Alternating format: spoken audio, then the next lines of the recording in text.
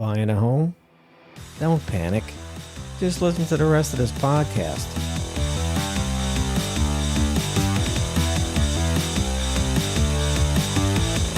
Welcome to my podcast, everybody. My name is John Laforme. I'm a certified home inspector and the owner of Home Inspection Authority. My podcast allows me to share my day-to-day home inspection experiences and knowledge to help home buyers, homeowners, realtors, and other home inspectors set realistic expectations with each other during the home buying process. Okay, everybody, how's it going out there? Today I want to talk about my experience dealing with the city of Burbank permit department to get the permit I needed for my bedroom to bathroom to laundry room to bigger closet upgrade.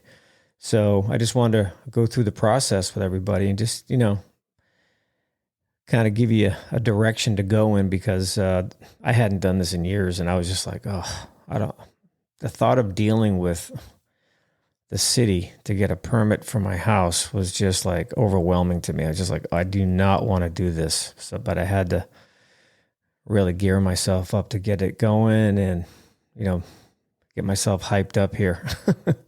It took a while. I mean, I literally spent months staring at that empty room going, what the hell can I do with this? What can I do to make this more functional? I had to add a second bathroom to my house. There's three of us living here. So that was the main goal here, is to get a second bathroom. And at the same time, I wanted to get my laundry room inside the house. It was originally in the garage. I didn't like that. So bathroom was priority. Second to that was the laundry area inside the house. And then I really wanted to add a bigger closet to my office, which technically is a bedroom. So later on, if I wanted to use it as a bedroom, I'd have a nice big 8-foot closet in here. So the biggest question you all probably have is, where do I start the permit process? Well, my best advice for you is this, because I just went through this. Start by designing and planning your project before you contact the permit department, because there's nothing they can do for you unless you have plans ready for them to review. So take your time designing your project, or you may regret rushing the process if you do rush it. If you submit plans and then decide to change them in the middle of construction, you are required to resubmit changes for approval, which will delay your project and put construction on hold until approved by the permit office. This might even increase your permit costs if you make changes along the way. So I would definitely think it through. As I mentioned, it took me at least 2 months to really wrap my head around the design of this area that I did. And I was only using a already existing space. It was a 120 square foot bedroom with 2 windows in it and 1 door and a closet. And that was it. So I just made do with the space I had. I didn't move any bearing walls, load bearing walls. I just worked within that space. And that was my goal, to minimize construction, to minimize cost. And the permit office will require your existing floor plan as it sits now, and then your proposed floor plan drawing. So understand that, submitting to them, you have to know what to submit. So existing floor plan drawing is what your house currently looks like before you do any demolition or any kind of work to it. Your proposed floor plan is going to be what you want to make out of it. So, your contractors will also need to see this also to get you a ballpark cost. So there's a couple of reasons why this is the first step. So if you're not able to draw this out yourself, you can always hire someone to do that for you. I drew mine myself because I have experience with this in the past. So it wasn't my idea of a good time. Honestly, I'm not an architect, but it just allowed me to make mistakes in the first couple of drawings. And and then correct them as I went. I'm like, oh, you know what? I can't do that because this is here. So let me go remeasure. And the good thing about it was, I mean, my office is right next door to this room. So I'd go in there and measure, come back to my office and keep drawing, and then, put my measurements in, and then realize, you know what, that's not going to work because I don't have enough clearance for the door or clearance for the vanity or the toilet. So I had to really go back and forth quite a few times. And that's what took me so long, getting the design exactly how I wanted it. But overall, I think that was a good thing. I think that was meant to be. So I approached my project as owner builder. And what that means is I'm basically playing the general contractor role. So if I'm going to do as much work as myself as I can. And then if I have to bring in a specialist like a plumber or electrician or heating and cooling or whatever I got to bring into to get this job finished, I would then just hire them myself, and I would be responsible with the city to make sure everything passes inspection. If you're not going to be an owner builder and you're going to hire a contractor to do all this for you, he may actually pull a permit for you. So that's probably an option for you as well. So you can have the contractor pull the permit, and then they can deal with all the submitting of the electrical details, plumbing details, and so forth. So there's a couple different ways of doing this. The way I chose, like I said, was owner builder because I have experience with this. If you don't have any experience with this, I suggest you get a contractor to do this job for you. So as far as designing the plans yourself, that's something you can still do on your own. Even if you're going to have a contractor do the work, you can still design it if you want. So what I did, I went to Staples and picked up a pad of the drafting paper, the one with the little squares on it, and I just used that, and that's all I did. And I submitted it, and I was a little concerned that they were going to reject my plans only because I'm not an architect. So I just did my best, submitted it, and, they just came back with some corrections. They had some questions for me, and I was like, okay, that was easy to answer. So I just kind of let them know what I was doing. And the goal is to design it in a way where they are, they're going to be able to understand very easily by looking at your drawings. Okay, well, this is what it looks like now, and this is what he wants to do. So it's as long as you don't make it look horrible, I guess you'll be okay, because you can count on, no matter what you submit, how perfect it is, they're probably going to come back with questions anyway. So don't even stress about that. Just allow the process to happen. And I think you'll be pretty impressed with how easy it is overall. It just takes time. They don't rush this. They're not going to give you an answer in 2 days. It took me approximately 7 weeks to get my final approval to go pick up my permit. So if you're going to do this as an owner builder and manage all the contractors, you want to get all their quotes ahead of time before you submit for your application, because the permit office is going to ask you what your construction valuation is. This means, what is your project going to cost you? Okay, so now when you have everything figured out, you have your existing drawing, you have your proposed drawing, you have your construction valuation, project cost. When you have all that ready, and now you have to fill out the permit application. I will have a link for that below in the description of the podcast here. Also include the following information in your email when you submit everything. Your name, your first name, last name. Let them know who you are. If you're going to be the person that's going to be doing all the correspondence, uploading plans, and all that stuff. They want to know who you are in relation to the project. If you're the owner, let them know. Or if you're just a person that's going to be handling this, let them know. Send them make sure they have your email and your phone number, and of course, don't forget the project address. That's important, and also how many square feet your project might be, and let them know if type of construction. Is it a remodel? Is it just an upgrade? Or are you the owner builder, or do you have a contractor? Try to give them as much information as you can in that initial email. So once you email everything to the permit office to get your permit process started, you'll then be contacted with a link to the Project Docs portal. What that means is you're now in their system. They've acknowledged your request for a permit, and now the ball is rolling. So, but you got to be patient with this. It takes a while to get through this process because it is a process. So the portal is very easy to use. I had a few learning curves with it, but if you're really savvy to portals and using computers and all that stuff, you should be okay with it. And by the way, the staff over there, very friendly, very, very helpful. They don't want to stop you from improving your house. They want to help you do it, but they want to help you do it the right way. So don't think they're not trying to help you. They're definitely trying to help you over there. So keep that in mind when you call them. Be nice, don't be rude, and just ask nicely.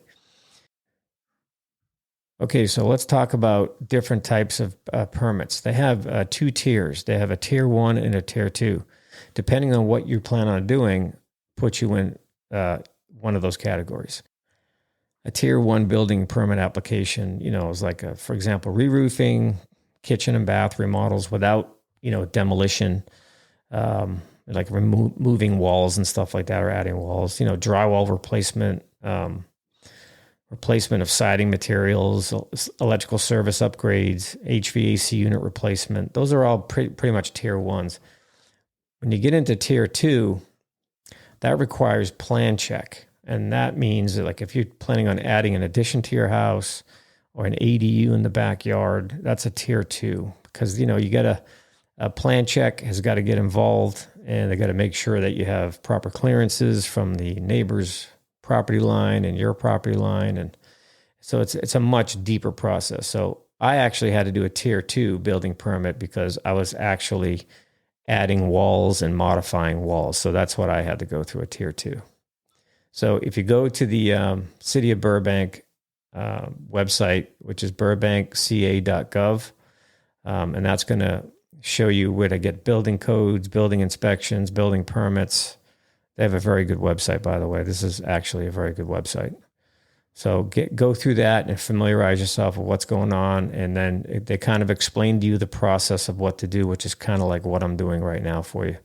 So just read through this. It's pretty good. It's a very helpful website, like I said, and I think it'll answer most of your questions. If not, you can always go down there and just talk to someone in person. They're located downtown Burbank, and like I said, very friendly group of people there, and they're always willing to help out. Or you can call them as well. Their phone number is going to be on the website as well. You can give them a call during certain hours. Okay, so now during the process, I found out that there's some stipulations that you have to follow in order to get your permit processed. And one of those stipulations was I had to contact Department of Water and Power, and they basically had to let me know if I had a big enough water meter on my property, because whenever you're coming to upgrading, adding faucets and fixtures, they have to make sure that there's enough water coming in from the street to satisfy all those needs. So what I had to do was I had to go from a 5/8 3/4 meter to a 3/4 by 3/4 meter. And I also have to install a shutoff valve after the meter, in between the meter in my house at the sidewalk area. So the city will, not the city, sorry, Burbank Department of Water and Power will charge you a fee to change out your meter. That's something they do. Only they can do that. So that will cost me $463 for them to come out and change my meter. And that included the meter and the installation. So then I then had to contact a plumber, or I can do it myself, to install the shutoff valve after the meter, because this Department of Water and Power will not do that. I asked them if they would do that while they were there. They said, nope, we don't touch anything after the meter. They're very strict on that. And don't be turning off your water meter by yourself. They find out you're doing that, they're going to probably fine you for that. So don't do that. And so I talked to a plumber, and he's probably going to charge me, probably $250, $300 to come out and install a shutoff valve right there at the meter. Even though I have a shutoff valve at the exterior of my house, they still want another one right after the meter. So that was an unexpected cost that I wasn't planning on, but it could have been worse from what I found out, because the amount of fixtures I'm adding and the amount of fixtures I already have, which creates the total of fixtures, got me in. I was just under the guideline for a 3/4 inch meter. If I would have had to go to a 1 inch meter, it would have cost me about $8,000 to change out that meter. I was like, what? The guy was like, yeah, it's a huge jump. So I told him on the phone, I said, look, I have plans for this property. Not only am I doing this bathroom and laundry area right now, but I have plans to put an ADU in the back over time. And he goes, okay, well, let's count that in. So how many fixtures you think you'll have in there? So all that together, my future plans, my current plans, and my existing home, all combined, I just made it underneath to stay within the 3/4 inch meter. I almost had to go into the 1 inch meter, which would have cost me $8,000 for them to install it. Crazy. So depending on what your project is, there may be some, expenses that the building department is going to throw at you along the way. And unless you're used to doing this, you're just not going to anticipate that.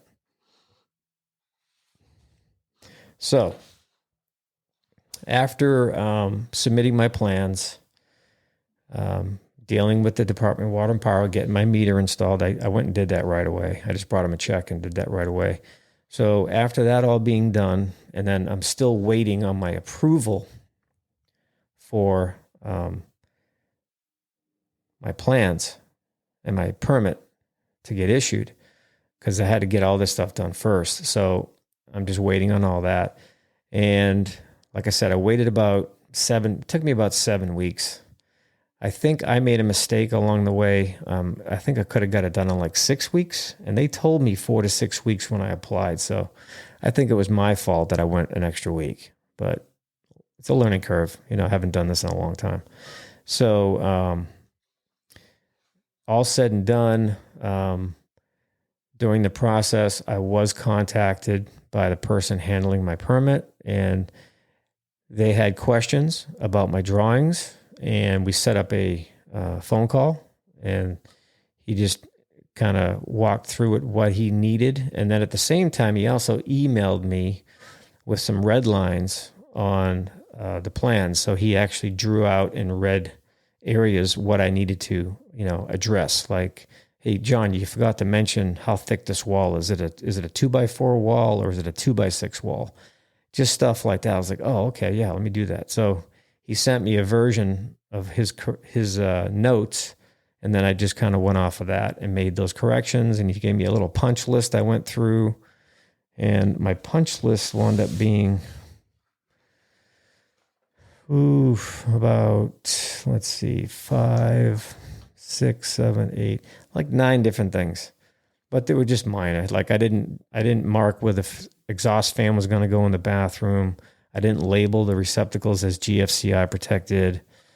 I didn't provide the interior dimension of the bathroom after I made my changes on the proposed plan. And so, yeah, it was just easy stuff, but it just had to be addressed. So that's what the communication's all about. When they need something, they'll just ask you for it, and then you just supply it, and bam, you're on to the next step. Oh, I also had to provide a window schedule. They wanted to know exactly what kind of window I was putting in, so I sent them over the window specifications from the manufacturer. They wanted to make sure it was energy efficient. It was double pane glass. In my case, I needed safety glass because I have a closet door that's going to open towards the window. So in case it get hit with the handle, it wouldn't shatter. So a lot of little things like that you're just not going to anticipate these things. This is just part of the process, and it'll just happen. So anticipate anticipating. That's all I can say. There's one last thing I want to mention. Before I got my permit, and I had a few conversations with the people over there at the building department. They specified to me, do not start demolition without your permit. So if you get anxious and you anticipate you're getting your permit tomorrow and you start doing construction today, and they happen to want to come in and do a visit, you could get yourself into some trouble, which means you might get fined. So they were very adamant about that. Don't start your demolition until you have your permit. You can do some exploratory demolition, like make a hole in the wall just to see how deep the wall is. Maybe if that was the deciding factor on how big you can make your room, like something like that, something small like that, they're okay with. But don't be demoing the room until you're ready. So I went and picked up my permit, and I honestly was blown away with the cost of my permit. So let me explain this. So because plan check had to be involved to see, to get involved, with the part of plan check is water and power and so forth, and these other small details that they have to go through to get you what you need, like your electrical. They have to see if any major electrical things need to be done to make your project happen. They need to make sure there's no major plumbing things that need to be done to make your project happen. I already covered my plumbing issue, and that was I had to upgrade my meter. That's all I had to do. Electrical wise, I didn't have to do anything different. I was only adding a bathroom circuit and a light circuit and a outlet circuit. That's all I was adding. And I did have room on my panel for that, so that was good. So that fee alone was $1,045.33 for plan check. If you don't have to use plan check, then you probably avoid that cost altogether. But the permit fee was $1,579.93. I was not expecting the plan check fee. I was only expecting to pay for the permit, because they did mention, it'd probably be about $1,500 for your permit. I was like, okay, so some time went by, so I was ready for that. I was anticipating that. When I showed up, like, okay, the total is $26.25. I'm like, what? I'm like, let me see that.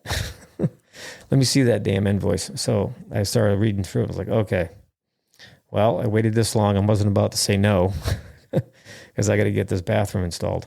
So that's what I paid, plus the $463 for the water meter install. So right now I'm looking at like $3,000 before I even got started. So luckily I drew my own plans. It didn't cost me anything. And yeah, that was the total right there. So about $3,000 for me to get this off the ground. And that's it. So it took me about 7 weeks, cost me about $3,000. The process was, like I said, very easy. I think overall it was easy. It just takes time, so you got to be patient with it. Okay, so one more thing I want to mention. As part of my project, I did videotape my demolition of the room, and I've just released that video on YouTube. I'll put the link in the description of this podcast so you can check it out, what I did so far. Okay, so that's it for this episode. I just wanted to share my experience with the permit department in Burbank. I don't know if it's going to be the same for you if you're outside of Burbank, with the city of Los Angeles, Los Angeles County, or the city of LA. I don't know. I've never had to deal with those guys before, so I have no idea what to expect with that. But I'm sure it's going to be somewhat similar. I mean, it's just a process to get a permit. So, like I said, they're not trying to stop you from doing what you want to do to your house. They're just trying to make sure it's done correctly. So keep that in mind when you call them. Be nice. Don't be rude. Don't be yelling at anybody. Be patient, and I'm sure they'll help you out. So thanks for listening, and catch you on the next one.